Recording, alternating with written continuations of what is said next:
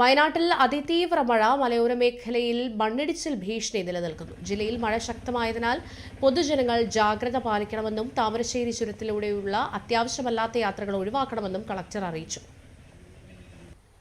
പുൽപ്പാറയിലെ കാഴ്ചയാണ് പ്രദേശവാസികൾ ആശങ്കപ്പെട്ടതുപോലെ തന്നെ. കാലവർഷം ശക്തമായ സാഹചര്യത്തിൽ ജില്ലാ താലൂക്ക് തലങ്ങളിൽ കൺട്രോൾ റൂമുകൾ പ്രവർത്തനം ആരംഭിച്ചു.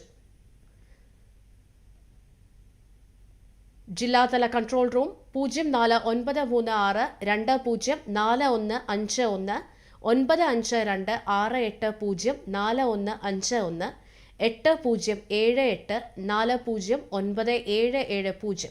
പൊതുജനങ്ങൾക്ക് 1077 എന്ന ടോൾ ഫ്രീ നമ്പറിലും ബന്ധപ്പെടാവുന്നതാണ്.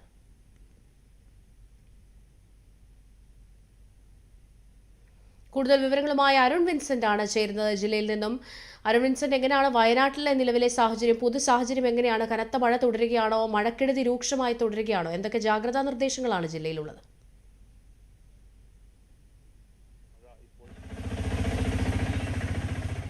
അപകടങ്ങളൊന്നും ഇതുവരെ റിപ്പോർട്ട് ചെയ്തിട്ടില്ല എന്നാണ് നമുക്ക് എടുത്തു പറയേണ്ട കാര്യം. നിലവിൽ താമരശ്ശേരി ചുരത്തിൽ ഗതാഗത നിയന്ത്രണം ഏർപ്പെടുത്തിയിരിക്കുന്നു. ആംബുലൻസുകൾ മാത്രമാണ് ഇപ്പോൾ കടത്തിവിടുന്നത്. കോഴിക്കോട് ജില്ലയിലെ അടിവാരത്തും മീങ്ങാപ്പുഴയിലും ദേശീയപാതയിൽ വെള്ളം കയറിയെ തുടർന്നാണ് ഇപ്പോൾ ആ ചുരത്തിൽ ഗതാഗത നിയന്ത്രണം ഏർപ്പെടുത്തിയിരിക്കുന്നത്. ഇതുവഴിയുള്ള അനാവശ്യ യാത്രകൾ ഒഴിവാക്കണമെന്ന് കളക്ടർ നിർദ്ദേശം നൽകിയിട്ടുണ്ട്. ഒപ്പം തന്നെ കൽപ്പറ്റ പുൽപ്പാറയിൽ ഒരു വീടിന് മുകളിൽ വിള്ളൽ ഉണ്ടായിട്ടുണ്ട്. ഒപ്പം വൈത്തിരിയിലും കൽപ്പറ്റയിലും ചെറിയ തോതിൽ മണ്ണിടിച്ചിൽ ഉണ്ടായിട്ടുണ്ട്.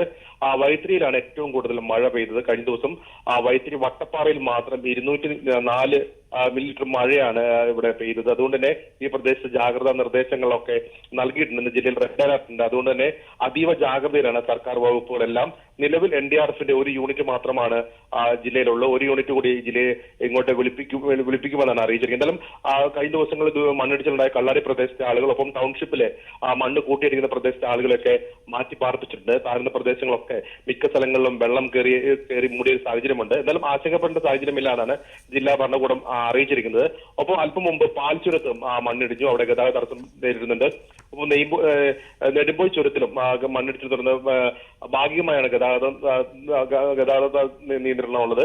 അതുകൊണ്ട് നിലവിൽ വയനാട്ടിലേക്ക് ഇപ്പോൾ 3 ചുരങ്ങളിലും ഗതാഗത നിയന്ത്രണം ഉള്ളതുകൊണ്ട് വയനാട് ഏകദേശം ഒറ്റപ്പെട്ട ഒരു സാഹചര്യമാണ് ഉള്ളത്. നിലവിൽ ദുരിതാശ്വാസ ക്യാമ്പുകൾ ആരംഭിച്ചു. എള്ളുമെന്ന ഉന്നതിയിലെ വെള്ളം കയറിയെ തുടർന്ന് അവിടുത്തെ 8 കുടുംബങ്ങളെയാണ് മാറ്റിപ്പാർപ്പിച്ചിട്ട് 8 കുടുംബങ്ങൾ 24 പേരെയാണ് ഇപ്പോൾ നിലവിലെ സമീപത്തെ സ്കൂളുകളിലേക്ക് മാറ്റി പാർപ്പിച്ചിരിക്കുന്നത്. ഈ 24 മണിക്കൂറും പ്രവർത്തിക്കുന്ന കൺട്രോൾ റൂമും ഇപ്പോൾ തുറന്നിട്ടുണ്ട്. ജീന, ശരി. വയനാട് ജില്ലയിലും അതിരൂക്ഷ മഴ തുടരുകയാണ്. അരുൺ വിൻസെന്റ് ആണ് വിവരങ്ങൾ നൽകിയത്.